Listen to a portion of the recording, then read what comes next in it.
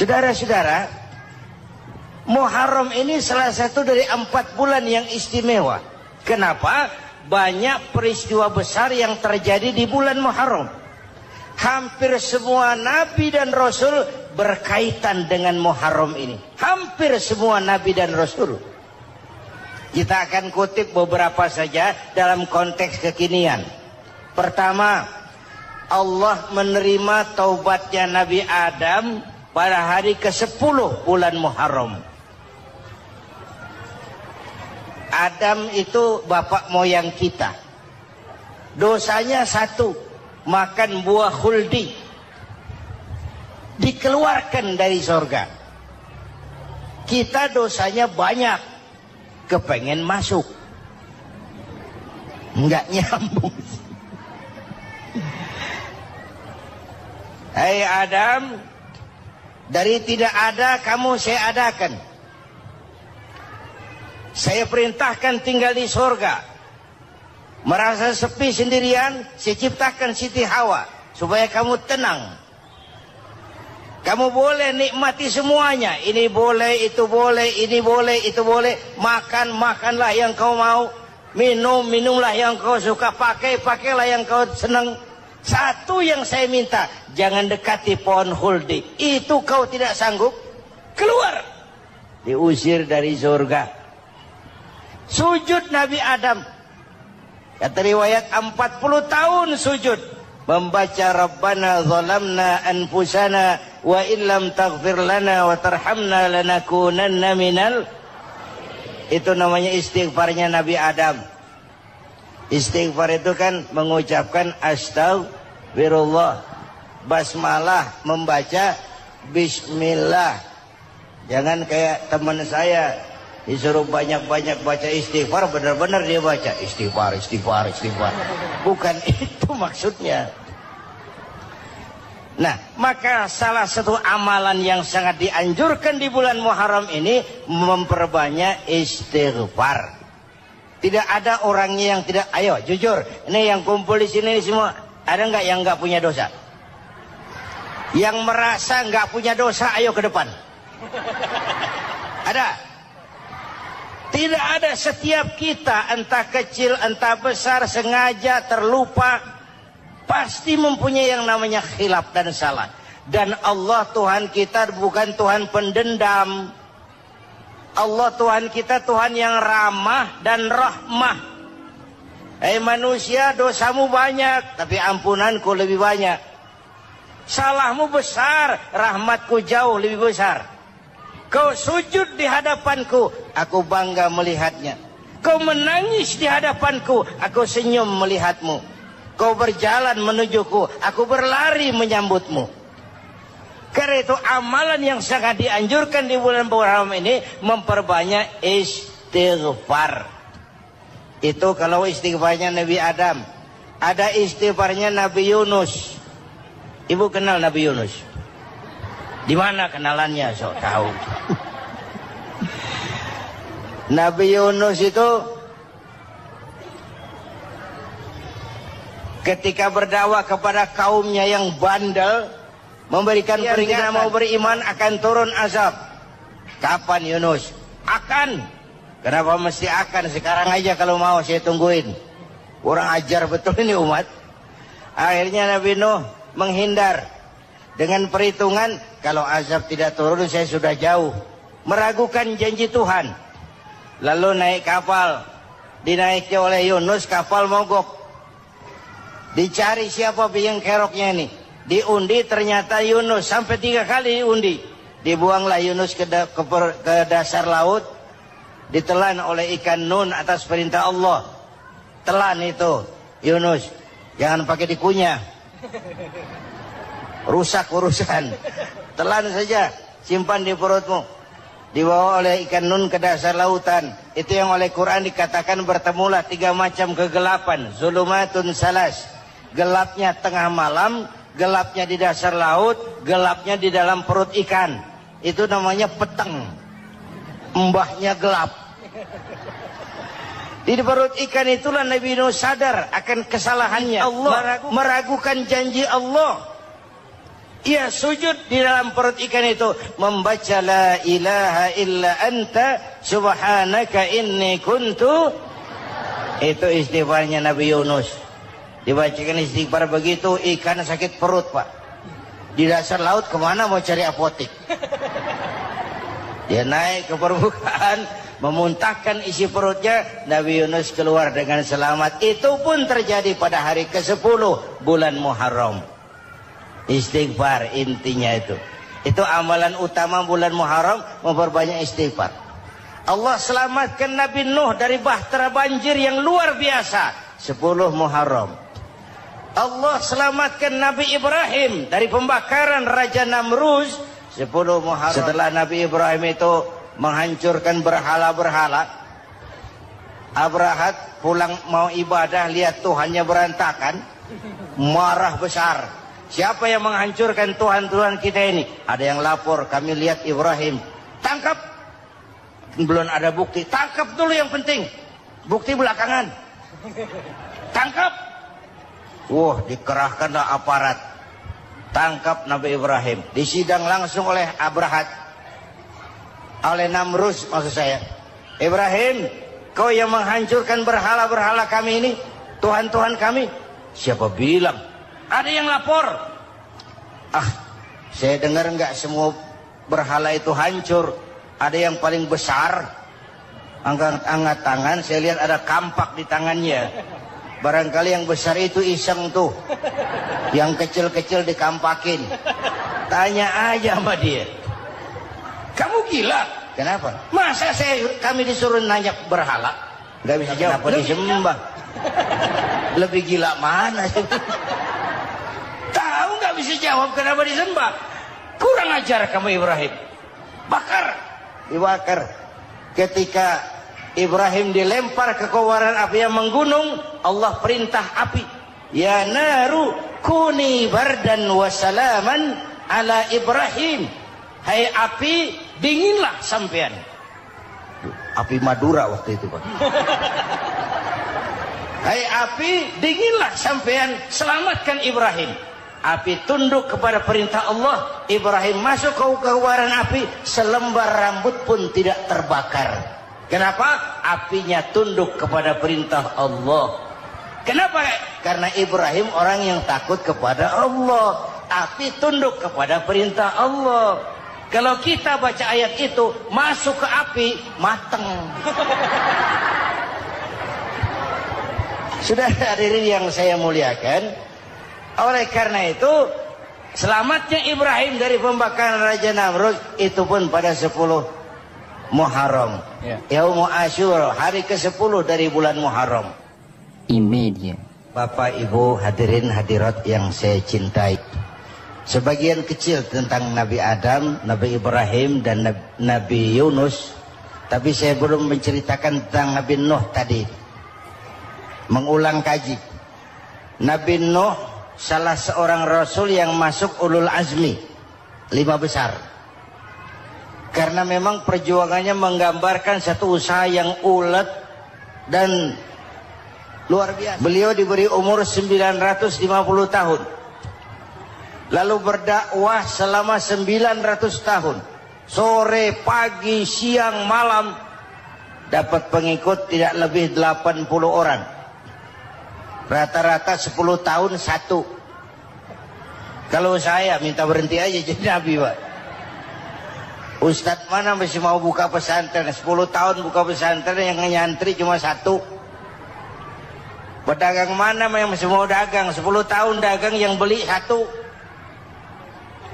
Pimpinan partai mana yang masih mau kampanye? 10 tahun buka partai, yang nyoblos satu.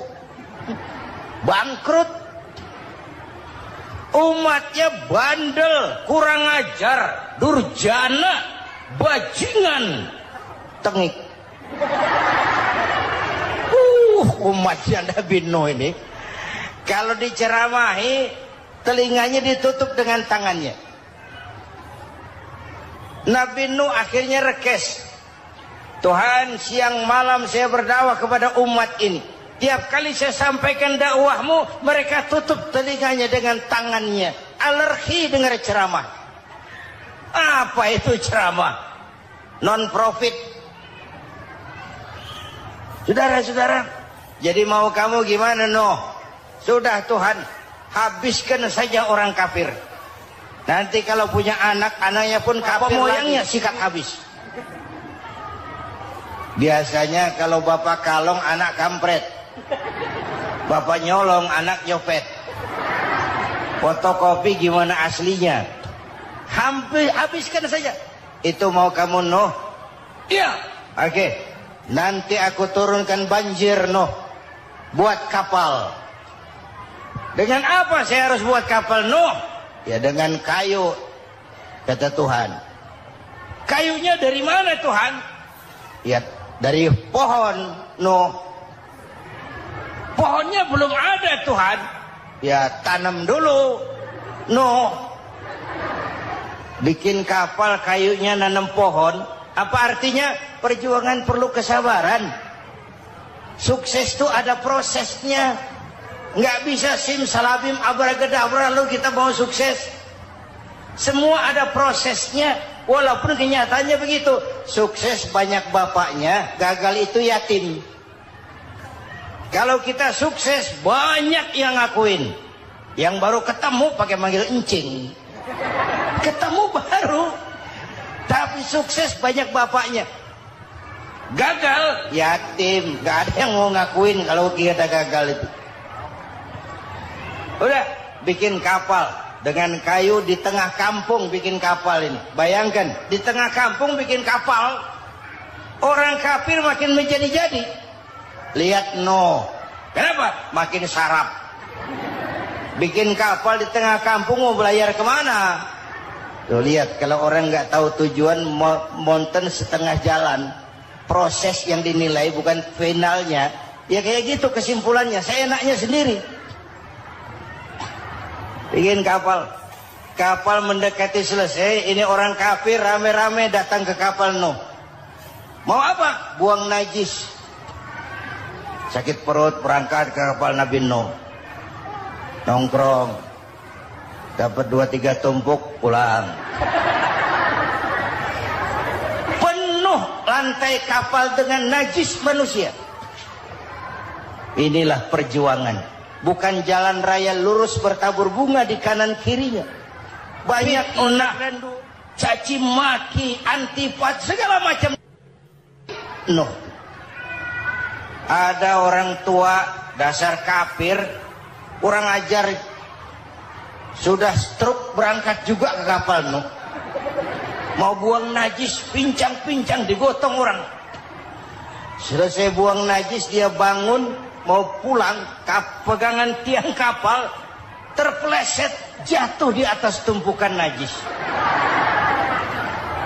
Terjadi keajaiban, yang struknya sembuh, lumpuhnya hilang, berangkat digotong-gotong pulang, jalan gagah sekali.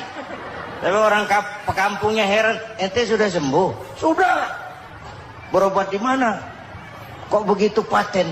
Di kapal Nuh. Masih banyak.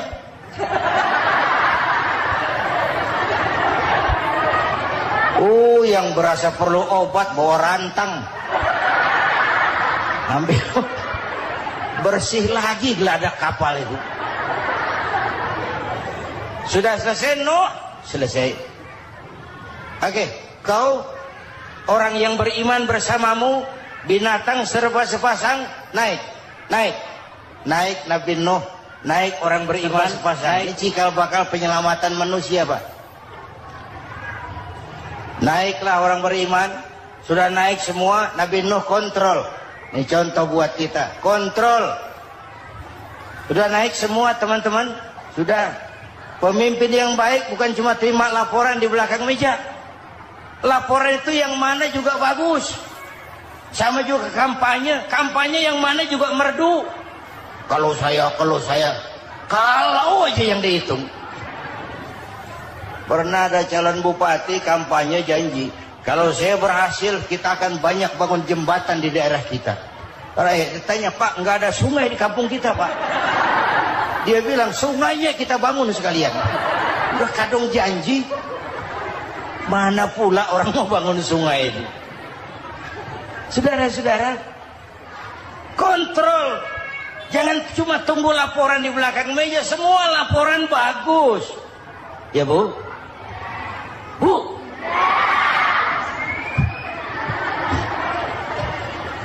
Nabi Nuh kontrol. Sudah naik semua? Sudah Nuh. Pulan bin Pulan naik? Naik Nuh. Paimin bin Tukijo? Naik, naik. Kami lihat naik. Ada orang Jawa juga Kiai. Ada. Sudah kontrol. Kanan anak saya ikut nggak naik kapal? Kami tidak lihat itu Nuh. Kanan. Ini potret. Bapaknya aktif ke masjid. Ibunya rajin ke majelis taklim, anaknya keleleran kemana-mana. Bukan di sini, di Prancis. Udah di sini insya Allah sama.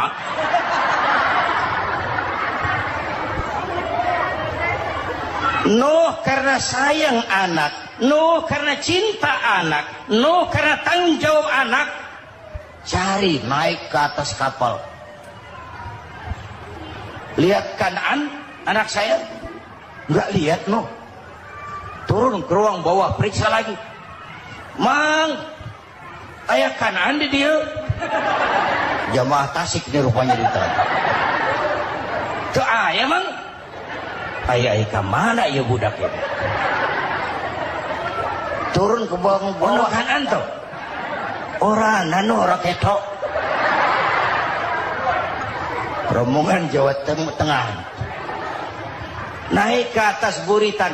Dari buritan kelihatan ternyata Kanaan tidak ikut naik kapal, kumpul di darat bersama orang kafir. Ini potret kita sekarang. Kumpul sama orang kafir, hanyut anak-anak kita, ditelan budayanya orang kafir, ditelan tradisinya orang kafir, ditelan pergaulannya orang kafir. Nuh karena sayang anak dari atas manggil. Dalam Quran dijelaskan itu. Karena Nabi Nuh di atas, Kanaan di bawah teriak.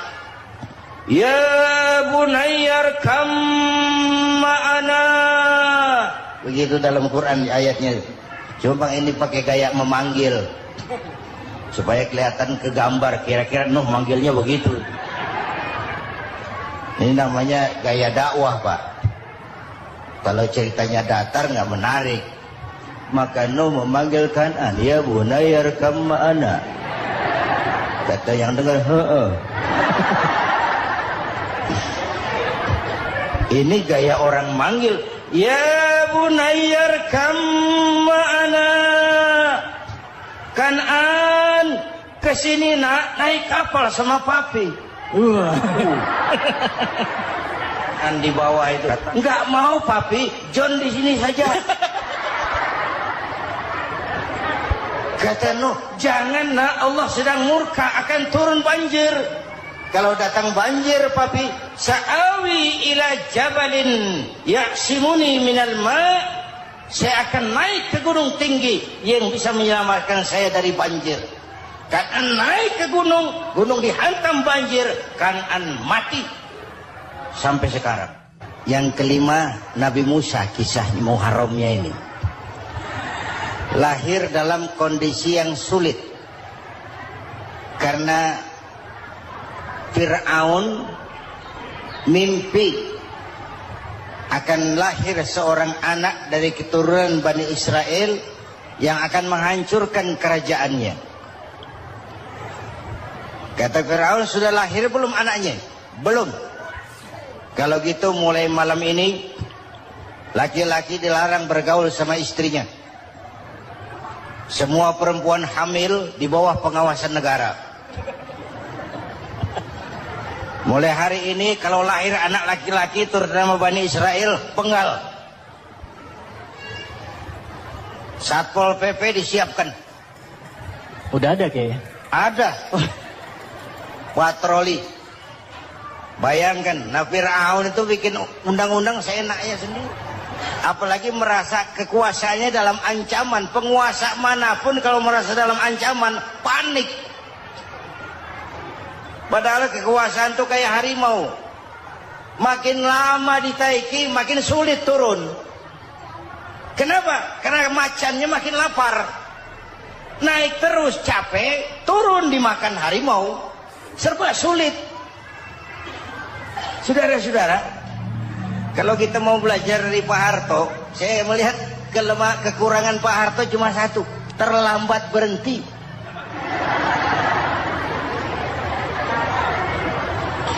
Terlambat berhenti. Di sekelilinginya banyak tukang-tukang jilat, tukang-tukang semir. Pak, kalau tidak ada bapak kami bagaimana, Pak? Bapak Ibu hadirin yang saya hormati, tapi kehendak Allah terjadi. Lahirlah Musa. Bayinya dihanyutkan di sungai Nil. Bayi sudah menderita, dihanyutkan di sungai Nil. Dan akhirnya besar di lingkungan istana Fir'aun. Diriwayat oleh Ratu Aisyah, perempuan Fir'aun, setelah mulai berjuang, terjadilah itu. Musa dan pengikutnya dikejar oleh Fir'aun. Sampai di tepi laut, Allah wahyukan Musa, lempar tongkatmu ke laut. Dalam kondisi darurat, mukjizat tiada jalan. Kondisi darurat. Kalau tidak, mukjizat itu maunya Allah, bukan maunya Nabi. Nabi nggak kuasa. Allah yang mau. Tapi hidup Nabi bukan mukjizat, manusiawi. Tidak mentang-mentang ada mukjizat tongkat, tiap sulit main tongkat. Nggak usah berjuang kalau begitu. Itu darurat menyelamatkan umat. Tongkat dilempar ke laut, laut terbelah. Laut terbelah. Itu secara visualnya bisa kita lihat dalam film The Ten Commandment. Udah nonton belum? Urusan nonton kalah sama Ustadz bagaimana sih? Ten Commandment, 10 firman Tuhan. Tekniknya bagus loh. Bagaimana laut terbelah. Musa lewat. Fir'aun mengejar. Musa sampai di ujung sana. Fir'aun masih di sama tengah perjalanan. Laut nutup kembali. Laut menutup kembali. Fir'aun tenggelam. Cengap-cengap di lautan. Begitu nafas sampai di tenggorokan, Fir'aun sambil cengap-cengap itu, amantu bi Rabbi Musa wa Harun. Duh, kalau begini mah saya juga percaya sama Tuhannya Musa. Malaikat maut jengkel, goblok loh. Terlambat sekarang. Ditenggelamin terus. Modar. Musa selamat. Fir'aun mati. Jenazahnya, jasadnya terdampar di pinggir laut. Beberapa waktu kemudian ditemukan di balsam, diawetkan. Itu sesuai janji Quran. Wa kadzalika nunajjika bi badanika litakuna liman khalfaka ayah. Kami selamatkan badan kamu agar jadi pelajaran bagi orang-orang sesudah kamu nanti. Janji Quran tepat. Janji itu 14 abad yang lalu. Jasad Fir'aun ditemukan, dimumi, diawetkan, dibalsam di bawah nama Farao Ramses II. Sekarang tersimpan di Museum Negara di Mesir. Kapan-kapan nanti ibu main ke Mesir, mampir. Naik ojek paling berapa itu? Oh, orangnya tinggi, hidungnya mancung, pokoknya pantaslah jadi Fir'aun. Selamatnya Musa di kejaran Fir'aun di ujung sana itu terjadi pada hari ke-10 bulan Muharram, yang oleh orang Nasrani diperingati dengan hari raya Paskah. Mereka melaksanakan puasa, mensyukuri nikmat keselamatan dari kejaran Fir'aun. Makanya kalau kita ikut puasa di bulan Muharram, bukan mengikuti syariatnya Nasrani, salah. Karena Nabi mengajarkan, itu sumbernya. Bukan ikutan sama ibadahnya Israel. Tapi memang agama ini kan merupakan mata rantai. Datang Rasul baru melengkapi Rasul sebelumnya, datang Rasul baru melengkapi Rasul sebelumnya. Mata rantai yang berkaitan. Setelah Muhammad selesai, selesailah tugas Nabi dan Rasul. Selesailah misi Nabi dan Rasul. Tidak ada Nabi lagi sesudah Nabi Muhammad. Itu harga mati, titik. Gak ada kompromi. Siapapun sekarang ini nggak datang ngaku jadi Nabi, wajib tidak percaya. wajib tidak percaya. Tapi kaitannya memang kita bilang Nasrani, orang bahasa Arab, bahasa Ibraninya Nazaret, Nasiroh, Nazaret, itu beda dialek. Kita Daud, dia David.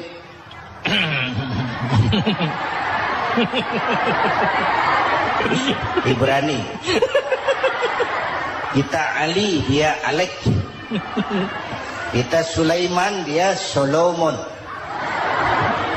Kita Camat, dia Comot. ini yang ngomong ini comot sembarang. Ini dia. Bapak dan Ibu jamaah yang saya cintai.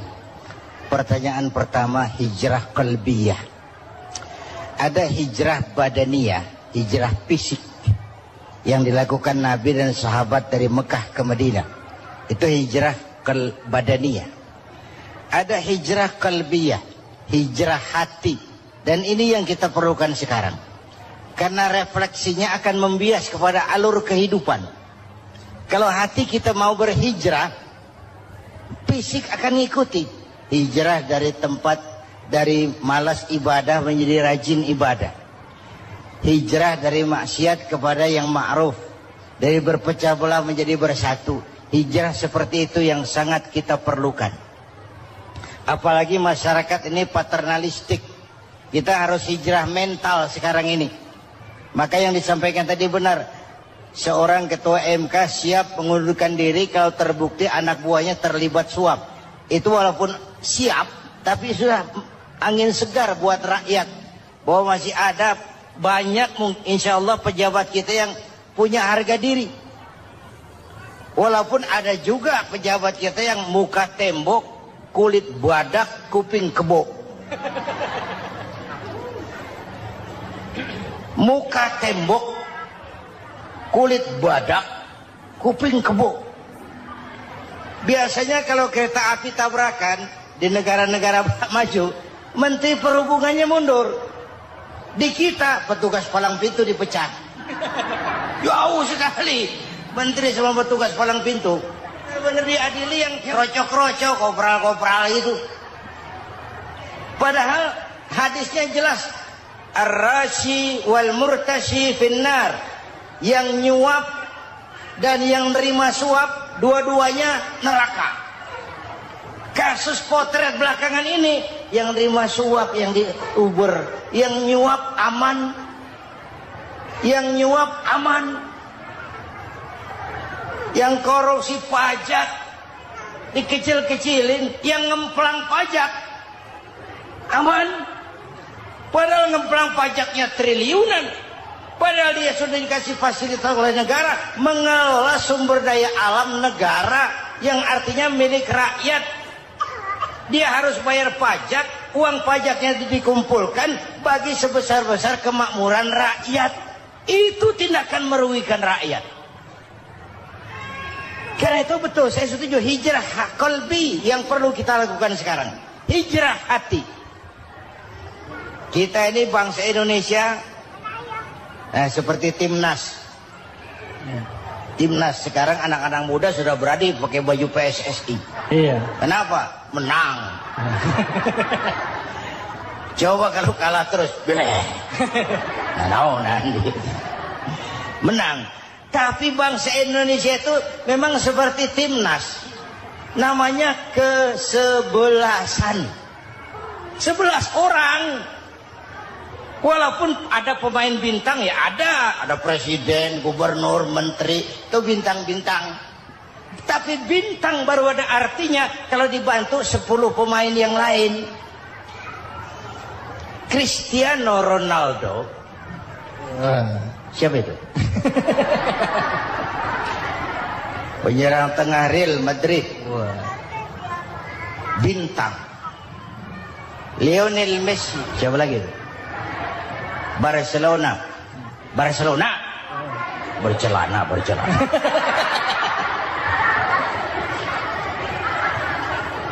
Michael Rooney, bintang Manchester United. Ronaldo baru bintang, Messi baru bintang, kalau ada 10 pemain yang lain. Bagaimanapun hebatnya Cristiano Ronaldo, kalau sendirian lawan satu kesebelasan babak belur. Itulah kita, bangsa Indonesia. Kita satu kesebelasan, harus saling memperkuat. Ada bangsa kita ini yang jadi jaksa, ada yang jadi hakim, ada yang jadi polisi. Itu posisi penyerang tengah, kiri luar, kanan dalam, back, striker, kiper, posisi. Tapi sadar, kita satu kesebelasan, Bung. Jangan bikin gol ke gawang sendiri. Kalau punya bola bagus, operan dong sama temannya. Yang bisa menciptakan gol, operan. Ada yang jadi pengusaha besar, bagus boleh. Punya untung besar, operan. Kasih masjid, kasih pesantren, operan. Ini kesebelasan kita kalau punya bola peliknya setengah mati, Pak. Nggak mau ngoper. Bawa sendiri, mending bikin gol. Enggak. Kita ini satu kesebelasan. Satu sama lain harus saling memperkuat. Bahwa ada penyerang tengah, itu si posisi. Tapi kalau memang peluang memungkinkan, ayo dong operan. Saya iri sama kesebelasan Nasrani di Indonesia. Mereka kalau punya bola operannya cakep. Gereja cepat selesai, rumah sakit Kristen cepat selesai. Kenapa? Operannya bagus. Kita ini kalau punya bola bawa sendiri, nggak mau ngoper. Maka masjid nggak selesai-selesai. Madrasah banyak yang bocor. Rumah sakit Islam kalah bersaing. Kenapa? Operannya berat. Ayo menyadari kita ini timnas, satu kesebelasan. Jangan menjegal kawan seiring. Kawan sendiri dijegal. Sudah musuh terlalu kuat, gawang sendiri dijebol. Akhirnya terbalik kita ini. Ujian terberat telah diberikan Allah kepada para anbiya. Kemudian para aulia, kemudian para ulama.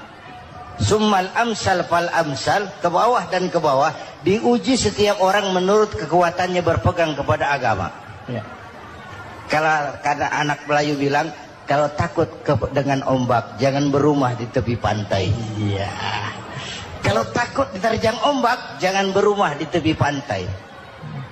Kata ibu tadi, mau jadi pohon tinggi harus berani ketiup angin. Makin tinggi pohonnya, makin keras anginnya. Takut angin, jangan jadi pohon tinggi, jadilah rumput. Nggak ditiup angin, tapi diinjak kebo. Apa yang nggak ada resikonya? Apa yang nggak ada resikonya? Semua nabi ada yang dihantam kekuasaan yang arogansi. Ibrahim berhadapan dengan Namrud. Musa berhadapan dengan Fir'aun. Ada yang diuji dengan berhadapan umat yang sangat kurang ajar. Ada yang diuji dengan gosip yang dahsyat. Digosipi sama Zulaikha itu. Nabi Yusuf. Nabi Yusuf.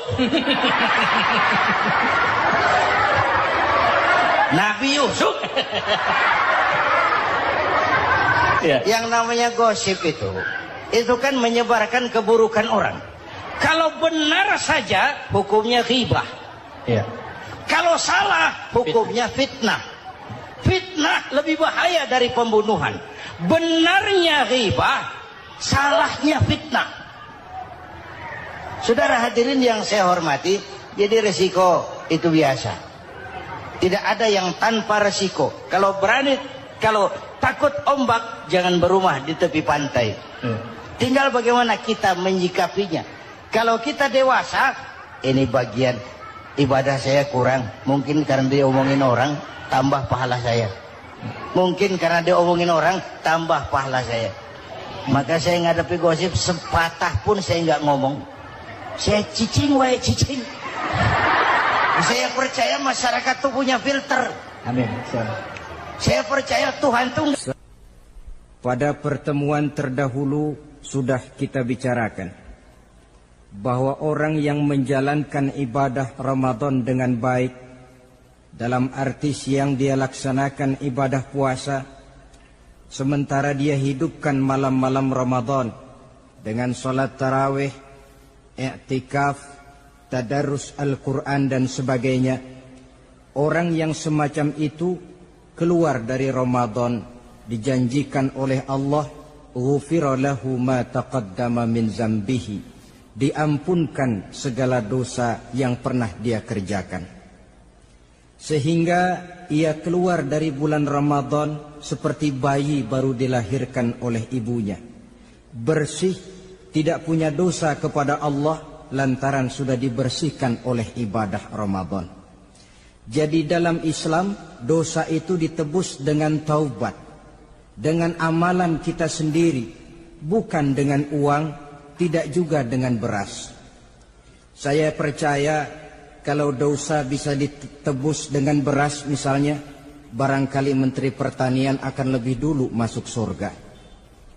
Kalau dosa bisa ditebus dengan uang, mungkin gubernur bank sentral atau para menteri keuangan akan menjadi penghuni surga nomor wahid. Dalam Islam dosa ditebus dengan taubat kepada Allah. Orang yang melaksanakan ibadah dengan baik di bulan Ramadan, keluar Ramadan masuk 1 Syawal seperti bayi baru dilahirkan oleh ibunya. Pantas dia mengucapkan minal aidin, semoga kami termasuk orang yang kembali kepada fitrah, suci, bersih. Dia rayakan hari itu, hari di mana dia kembali kepada kesucian. Itulah hakikat daripada Idul Fitri. Dengan kata lain, Idul Fitri ini tidak bisa dilepaskan kaitannya dengan ibadah Ramadan. Hanya oleh karena kita melaksanakan ibadah Ramadan, maka kita rayakan Idul Fitri. Dengan bahasa yang lebih langsung, sebenarnya yang berhak merayakan Idul Fitri mereka yang mengisi Ramadan dengan kegiatan ibadah. Saudara-saudara kaum muslimin yang berbahagia, lalu bagaimana prosesnya? Yang pertama, manakala datang senja akhir Ramadan, wajiblah kita mengeluarkan zakat fitrah. Sebab Rasulullah sallallahu alaihi wasallam bersabda, "Saumul 'abdi mu'allakun ma baina as-sama'i wal ardi hatta yu'addiya shadaqatal fitri." Sesungguhnya puasa seorang hamba bergantung antara langit dan bumi, yakni belum diterima oleh Allah sampai dia mengeluarkan zakat fitrahnya. Memang boleh mengeluarkan zakat fitrah itu sejak awal Ramadan. Itu waktu yang dibolehkan. Jadi saudara tidak mau sibuk, begitu 2 hari puasa lalu bayar zakat fitrah, boleh. Tetapi waktu yang wajib sejak terbenam matahari akhir Ramadan. Waktu yang terbaik untuk membayar zakat fitrah selesai sholat subuh sebelum orang berangkat melaksanakan sholat Idul Fitri. Waktu yang makruh setelah orang selesai sholat Idul Fitri lalu baru bayar zakat fitrah, makruh di situ. Sedangkan waktu yang haram apabila matahari terbenam pada hari raya tanggal 1 Syawal baru mau bayar zakat fitrah, sudah haram hukumnya. Jadi diawali dengan membayar zakat fitrah, dan ini merupakan realisasi daripada latihan puasa, cinta kepada fakir miskin. Orang bilang kan bulan Ramadan itu katanya bulan latihan. Kata orang Jawa, month of training. Bulan latihan. Apa sih perlunya latihan? Kalau PSSI masuk latihan, tentu keluar latihan mainannya makin bagus. Elias Pikal masuk latihan, keluar latihan gaya tinjunya makin hebat. Itu perlunya latihan. Kalau latihan tiap hari tapi main kalah terus, orang kan bilang buat apa latihan kalau main kalah terus. Kita muslimin selama Ramadan sebulan penuh masuk latihan. latihan sabar, latihan jujur, latihan disiplin, latihan sederhana, latihan mengendalikan nafsu. Berhasil atau tidaknya latihan itu kelihatan dalam gaya hidup kita sesudah keluar Ramadan. Kalau tidak, Ramadan sabar, habis Ramadan habis sabarnya. Ramadan rajin ke masjid, selesai Ramadan selesai ke masjidnya. Ramadan rajin baca Quran, selesai Ramadan selesai rajinnya. Itu pertanda latihan tidak berhasil. Maka salah satu latihan ini kita buktikan kecintaan kita kepada fakir miskin dengan kewajiban membayar zakat dan zakat fitrah. Ya Allah, sudah saya rasakan bagaimana tidak enaknya lapar dan haus. Sudah saya rasakan bagaimana tidak enaknya penderitaan orang-orang fakir dan miskin yang tiap hari kelaparan dan kehausan. Sebagai pertanda ya Allah, saya keluarkan zakat fitrah ini untuk orang-orang fakir dan miskin. Itu kita keluarkan pada saat matahari akhir Ramadan terbenam. Masuk malam pertama bulan Syawal. Malam takbiran kalau istilah di kampung kita ini. Allah Subhanahu wa taala dalam Al-Qur'an menjelaskan walitukmilul iddata. Hendaklah engkau sempurnakan jumlah bilangan hari puasamu. Berpuasa sebulan penuh. 30 hari atau lebih sering 29. Bila sudah sempurna hari puasa itu, walitukabbirullah, hendaklah engkau agungkan Allah. Hendaklah engkau bertakbir. Oleh karena itu disunahkan menghidupkan malam 1 Syawal, malam hari raya Idul Fitri itu dengan memperbanyak takbir. Sejak matahari terbenam selesai sholat maghrib, kita kumandangkanlah kalimat takbir itu dari rumah ke rumah, dari surau ke surau, dari masjid ke masjid, dari kampung ke kampung, pertanda rasa syukur kita yang tiada terhingga kehadirat Allah Subhanahu wa taala, Tuhan yang Maha Esa dan Maha Kuasa. Entah kenapa, bila matahari akhir Ramadan terbenam, datang malam 1 Syawal, berubah perasaan kita. Sedih menjadi gembira, sukar menjadi mudah, hati yang tadinya digenangi air kebencian berubah menjadi hati yang penuh dengan cinta kasih kepada sesama. Kumandang takbir bagi orang-orang yang hidup tinggal di rantau, mengingatkan dia kepada kampung halamannya. Terkenang dia sungai tempat dia mandi, lapangan tempat dia bermain. Oi kampuang nan jauh di mato katanya.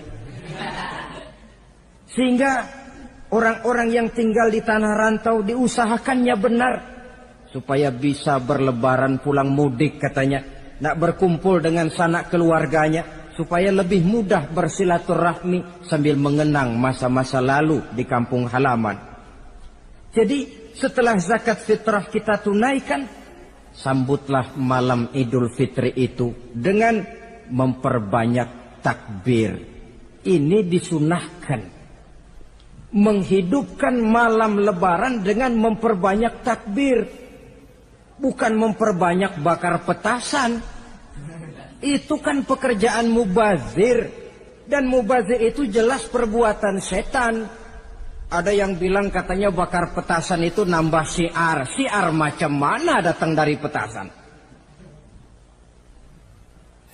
Sebagian lagi berjaga-jaga juga, tapi bukan dengan memperbanyak takbir. Bergadang-gadang di pinggir jalan, ngebut dengan kendaraan aneka warna. Tidak itu yang diajarkan agama. Berkumpul kita di surau, berkumpul kita di masjid, paling kurang berkumpul di rumah dengan keluarga. Ramai-ramailah kita bertakbir, memanjatkan puji dan syukur kepada Allah. Ya Allah, kalau tidak lantaran petunjukmu, sulit rasanya melaksanakan perjuangan yang berat sebulan penuh ini.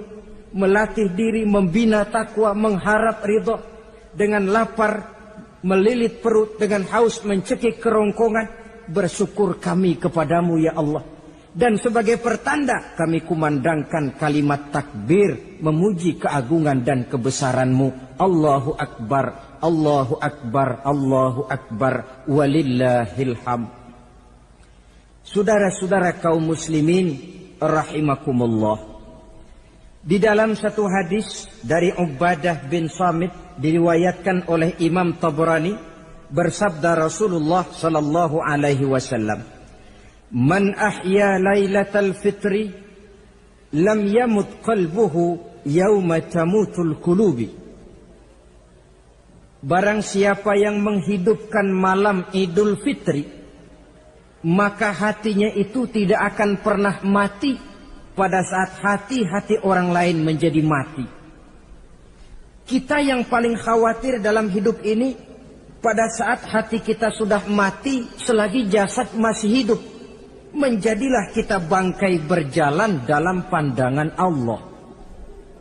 Badan hidup tapi hati mati, bangkai berjalan dalam pandangan Allah.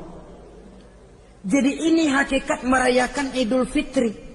Puasa Ramadan sebulan penuh, malamnya ibadah, menunaikan zakat fitrah, lalu malamnya menghidupkan malam dengan takbiran.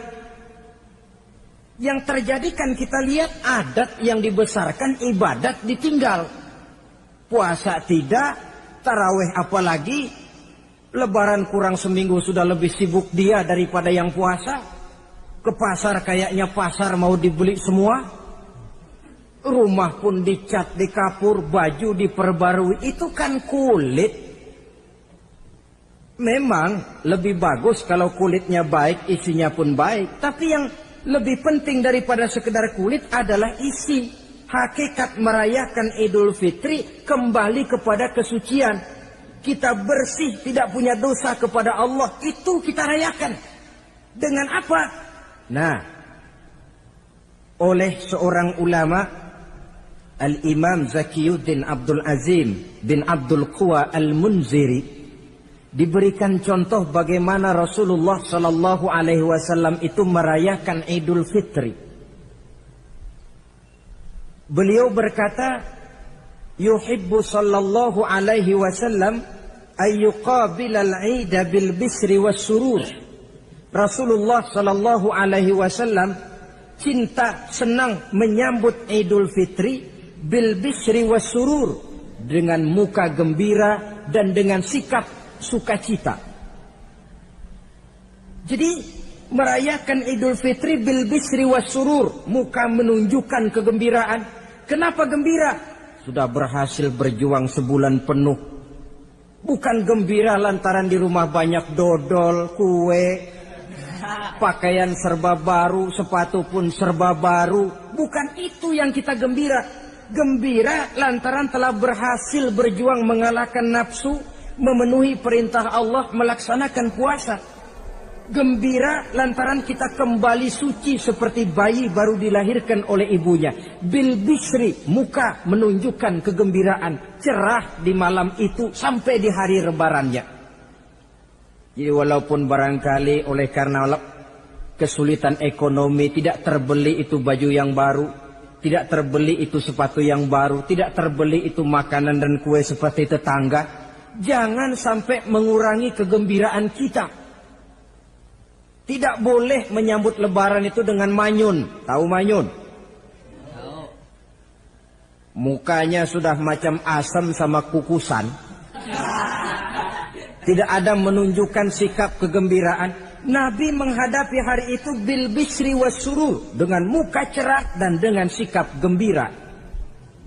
Tapi gembira dalam arti tetap pada jalur kontrol. Lalu apa lagi? Wattaubatu lillahi ta'ala, dengan tetap melaksanakan taubat kepada Allah. Wan nadam 'alal khataya, menyesal terhadap segala kesalahan yang pernah dikerjakan. Itu yang dilakukan baginda Nabi di hari raya. Wa masalihatil khusum, memperbaiki orang-orang yang bermusuhan. Wal akhzi binasiril mazlum, menolong orang-orang yang teraniaya. Wasillatil arham, melaksanakan silaturahmi. Wal ihsan ilal fuqara, berbuat kebaikan kepada kaum fakir miskin. wa ziyaratil aqarib, menziarahi, mengunjungi kaum kerabat. Itu hakikat di dalam melaksanakan Idul Fitri. Jadi jangan terbalik, sudah merasa baju baru, ini kan lebaran, merdeka. Kalau kemarin Ramadan kita dikekang, tidak boleh begini, tidak boleh begitu, sekarang sudah keluar Ramadan, merdeka. Lalu dirayakannya Idul Fitri dengan bermabuk-mabukan, dengan judi, dengan perbuatan zina. Itu sama saja dengan baju baru habis dicuci sudah diceburin lagi ke dalam comberan. Ini kan ibarat baju masuk Ramadan dicuci sebersih-bersihnya, keluar Ramadan masuk Lebaran tetaplah berusaha menjaga kebersihan itu. Kalau ditinggalkan Ramadan merasa merdeka, melemparkan lagi diri ke lembah dosa, sama saja baju yang sudah putih bersih ditriska bagus-bagus tapi lalu dilemparkan lagi ke dalam comberan. Na'udzubillah min zalik. Saudara-saudara kaum muslimin yang berbahagia, jadi setelah zakat fitrah kita bayar, hidupkan malam Idul Fitri itu dengan mengumandangkan kalimat takbir. Lalu bila datang sholat subuh di pagi hari pertama bulan Syawal, kita laksanakanlah sholat subuh itu berjamaah. Jangan sampai terbalik, saking kepengennya sholat Idul Fitri, subuhnya enggak. Ini kan sama saja kata orang nyari jarum kapak hilang. Tak membela yang sunnah, yang wajib disia-siakan. Sholat Idul Fitri itu sunnah saja hukumnya, sholat subuh wajib. Masakan yang wajib kita tinggalkan, lalu yang sunnah kita kejar-kejar. Terbalik tentunya. Lalu manakala usai kita sholat subuh masih mengumandangkan takbir, bersiap-siaplah kita untuk berangkat menunaikan sholat Idul Fitri. 2 rakaat lalu diiringi dengan khutbah hari raya Idul Fitri. 2 khutbah seperti khutbah Jumat itu, khutbah pertama dan khutbah kedua. Kalau selesai melaksanakan sholat Idul Fitri, maka kembalilah kita ke rumah dengan suasana gembira. Untuk apa? Untuk berhalal bihalal. Istilahnya untuk berlebaran, saling meminta maaf. Kenapa? Dengan ibadah Ramadan, dosa kita kepada Allah insya Allah bersih. Tapi kan kita tidak cuma berbuat dosa kepada Allah, kita juga berbuat salah kepada sesama manusia. Dosa kepada Allah, taubat langsung kepadanya, sonder pakai calo. Tidak bisa saudara bikin dosa kepada Allah, datang ke rumah saya, Pak inilah saya kasih uang, tolong mintakan taubat saya kepada Allah. Ya tidak bisa. Dosa kepada Allah langsung bertaubat kepadanya. Tapi dosa kepada sesama manusia, Allah belum akan memberikan ampun kalau kita belum minta maaf kepada yang bersangkutan. Ini sulitnya. Kalau saudara dosa meninggalkan sholat, tobat kepada Allah.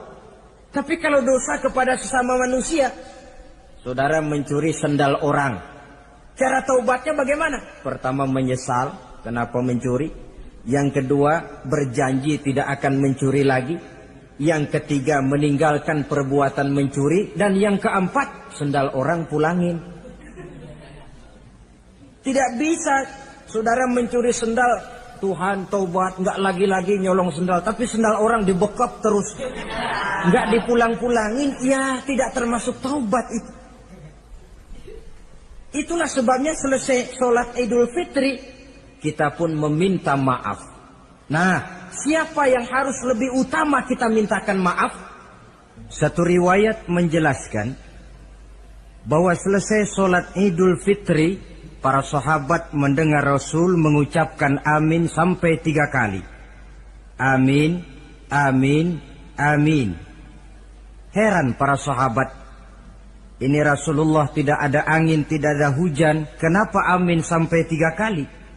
Mereka pun bertanya, ya Rasul, tadi amin sampai 3 kali kenapa? Kalian tidak tahu? Tidak tahu ya Rasul. Begini. Tadi itu selesai sholat, turun malaikat Jibril kepada saya, Beliau berkata, "Ya Muhammad, saya hendak berdoa kepada Allah. Maukah kau mengaminkan?" "Silahkan Jibril, berdoalah, saya akan mengaminkan." Rasul berdoa, Nabi mengaminkan.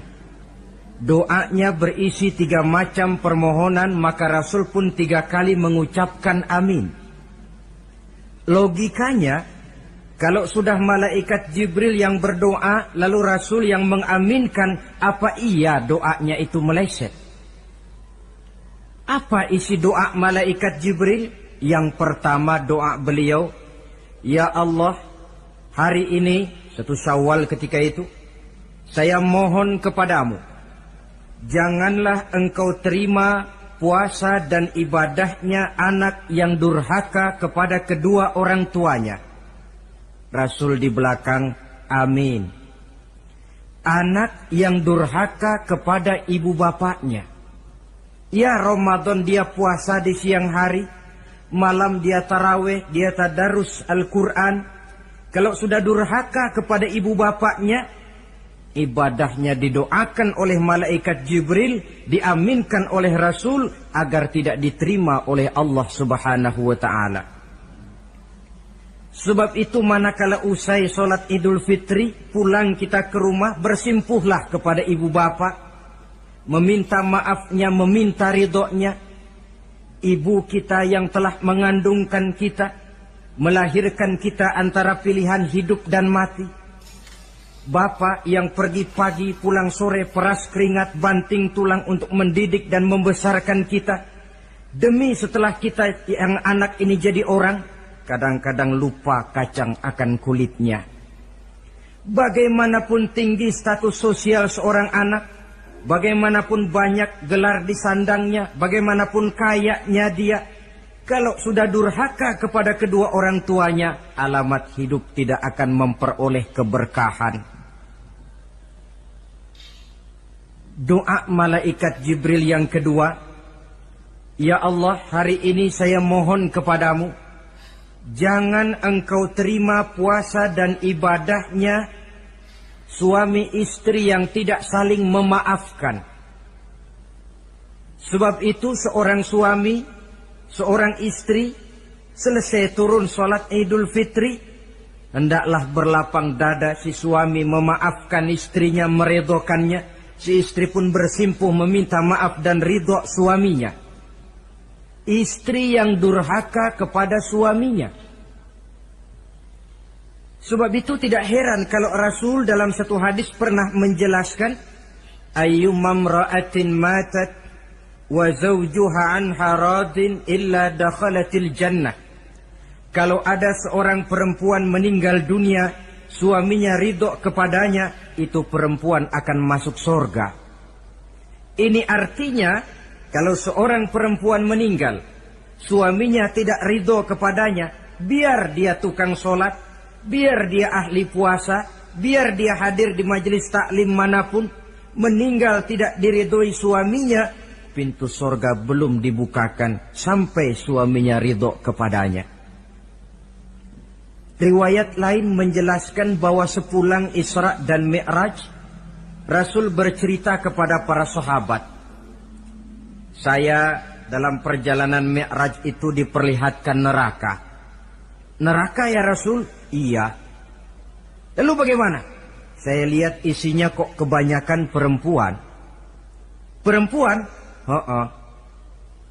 "Laki bagaimana ya Rasul?" "Laki juga tidak sedikit."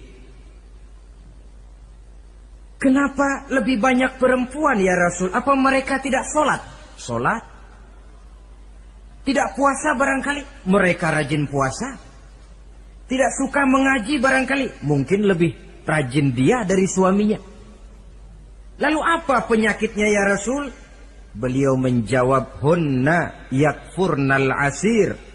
Penyakit perempuan itu dimanapun, tidak pandai bersyukur, kurang rasa terima kasih kepada suaminya. Suaminya yang bertahun-tahun pergi pagi pulang sore, peras keringat banting tulang untuk menghidupi keluarga, sekali saja terselip berbuat salah, hilang jasanya yang bertahun-tahun itu. Cuma salahnya saja yang diingat.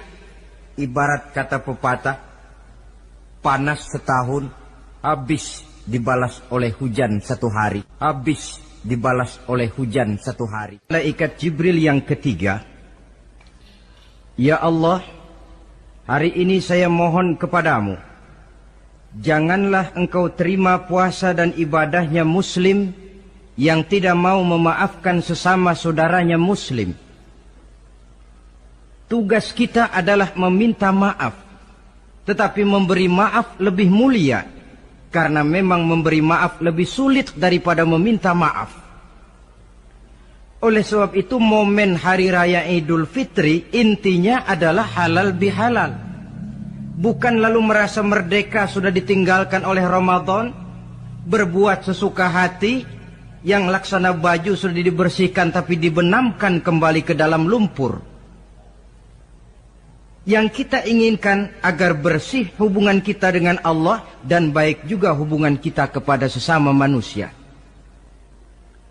Hadis yang kedua, pada suatu hari ketika kumpul dengan para sahabat, Rasul bertanya, "Atadruna manil muflis?"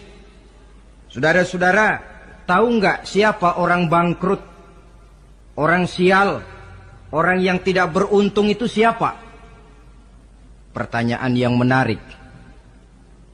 Jawaban sahabat macam-macam. Ada yang bilang al-muflisu fina man la dirham lahu wala mata'. Ya Rasul, menurut pendapat kami orang yang bangkrut, orang yang sial, yang tidak punya duit dan tidak punya harta. Itu jawab sahabat, dan begitu jawab banyak orang sekarang. Siapa yang banyak uang raja dia, yang tidak punya uang bangkrut dia. Sampai-sampai pepatah orang Arab bilang, innad darahima fil amakini kulliha taksur rijala mahabatan wa jalala. Uang itu di mana-mana katanya bikin hebat orang yang memilikinya. Coba lihat orang yang tidak punya uang dengan yang punya uang, jangan gaya hidupnya, gaya jalannya saja lain. Coba orang kerja itu hari Kamis sama hari Sabtu lain jalannya. Hari Kamis loyo, lesu, manyun. Tapi kalau sudah hari Sabtu gagah bukan main. Kenapa? Ada uang di kantongnya. Wahia lisanun liman arada fasahatan. Uang adalah lidah yang paling fasih untuk bicara. Bicara lidah macet, coba uang yang bicara. Talk share. Wahia silahun liman arada qitalan. Uang juga senjata paling ampuh bagi orang yang mau maju ke medan perang. Tapi apa benar begitu?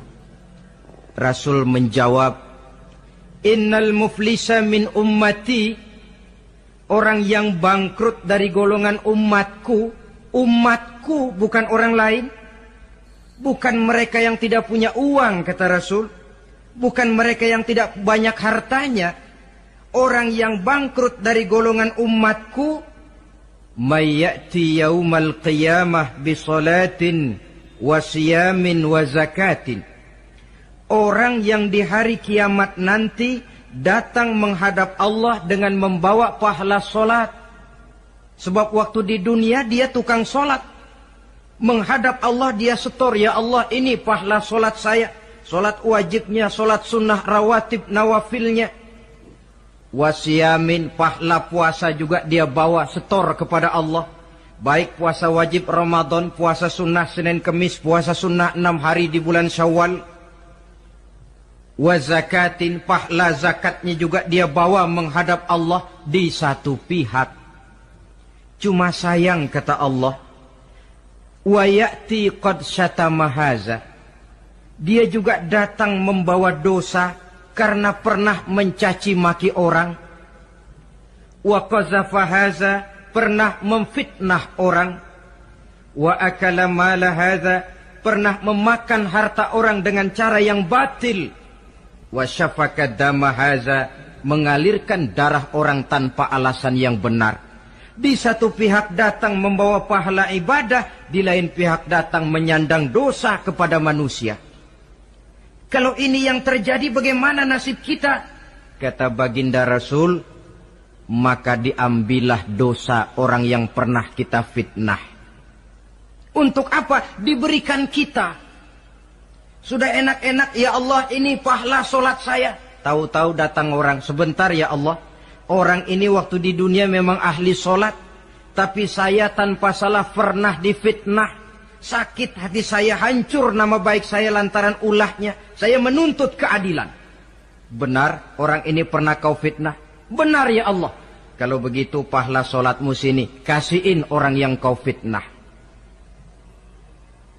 Habis pahala solat, datang lagi orang menagih, ya Allah, dia memang waktu di dunia ahli bayar zakat, tapi juga dia sering makan harta orang dengan cara yang batil. Benar? Benar ya Allah. Sini, pahala zakatmu berikan kepada orang yang hartanya kau makan dengan cara yang batil. Fa in faniyat hasanatuhu qabla ayyuqda ma alaihi.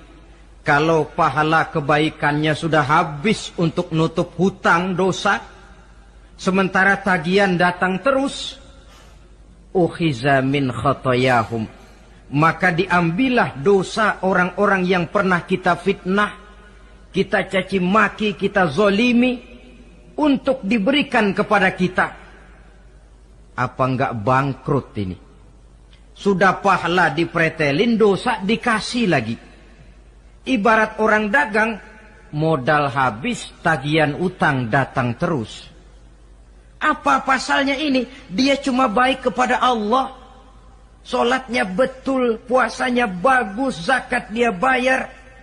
Tapi kepada sesama manusia, dia tukang fitnah, tukang mencaci maki, ahli makan harta orang dengan cara yang batil. Bangkrut nasibnya di akhirat nanti. Maka keliru kalau momen Idul Fitri itu dimanfaatkan untuk sesuatu yang merusak arti kesucian. Merusak arti fitrah. Mari kita dengarkan hadis dari Wahab bin Munabbah. Inna iblis alaihi la'nah yasihu fi kulli yaumi idin. Iblis tiap hari raya Idul Fitri teriak-teriak. Akibat teriakannya, laskarnya, bala tentaranya kumpul. Ya Sayyidana, man aghdabuka. Wahai junjungan kami, kata bala tentara iblis ini. Kenapa teriak-teriak macam itu? Apa yang bikin Tuhan begitu jengkel? Kasih tahu saja sama kami, biar kami hancurkan siapa yang telah menyakitkan hati Tuhan. Kata iblis, tidak ada yang nyakitin hati saya. Cuma kamu perlu tahu, kata iblis. Innallaha qad ghafara lihazihil ummah fi hadzal yaum. Hari ini, hari Idul Fitri, Allah telah mengampunkan dosa umat yang berpuasa. Itu yang nyakitin hati saya. Setengah mati saya menggoda mereka. Supaya mereka mabuk, supaya mereka zina, supaya mereka judi, supaya mereka merusak. Mereka puasa di bulan Ramadan, hari ini Allah ampunkan dosa mereka. Apa enggak sakit hati saya? Lalu apa tugas kami Tuhan? Kata tentara iblis ini. Fa'alaikum an tusghiluhum bil lazat wa syahawat wa syurbil khamr. Kata iblis, kasih komando dia. Begini saja, kau rusak mereka, umat Islam yang dosanya hari ini diampuni, kau rusak mereka bil lazat, dengan segala macam kelezatan, wasyahawat, dengan memperturutkan hawa nafsu, wasyurbil khamr, dengan meminum minuman yang memabukkan di hari raya Idul Fitri ini. Jadi kalau mereka datang bermaaf-maafan, Allah sudah mengampuni dosa mereka, tolong kau rusak suasana itu. Tanamkan kepada mereka supaya menikmati hari ini dengan segala macam kelezatan, memperturutkan hawa nafsunya, meminum minuman keras, hanyut di meja judi, sehingga melupakan arti hakikat Idul Fitri yang sebenarnya. Di akhir riwayat ini Nabi pesan, oleh karena itu kata Nabi, ijtahidu yaumal fitri fis sadaqah wa a'malil khair wal birri minas salah waz zakah wat tasbih wat tahlil. Oleh sebab itu kata Nabi, hati-hatilah kamu, sungguh-sungguhlah kamu pada hari Idul Fitri ini melaksanakan segala macam kebajikan seperti sedekah, perbuatan baik, solat, zakat, mengucapkan tasbih, tahlil, karena hari ini Allah telah mengampunkan dosa kamu. Jadi jangan dinodai hari yang bersih itu dengan perbuatan-perbuatan yang tercela. Inilah kelirunya kalau adat lebih dibesarkan daripada ibadat. Kalau menyambut Idul Fitri itu yang lebih diutamakan baju barunya, pakaian serba barunya, rumah serba bersihnya, lalu fasilitas serba adanya, lupa kepada intinya, manusia akan mudah terjerumus menodai hari yang suci dengan perbuatan yang kotor. Saudara-saudara, ma'asyiral muslimin rahimakumullah. Karena itu Rasulullah sallallahu alaihi wasallam pernah menjelaskan apa hakikat hari raya sebenarnya. Beliau berkata, lil mu'mini khamsatu a'yad. Orang beriman mempunyai 5 hari raya. Yang kita tahu kan gampangnya Idul Fitri, Idul Adha, kan itu. Rasul berkata, orang beriman sebenarnya mempunyai 5 hari raya. Hari raya yang dia rayakan dengan kegembiraan. Kapan saja itu? Pertama, kullu yaumin yamurru 'alal mu'min wa la yuktabu 'alaihi zanbun.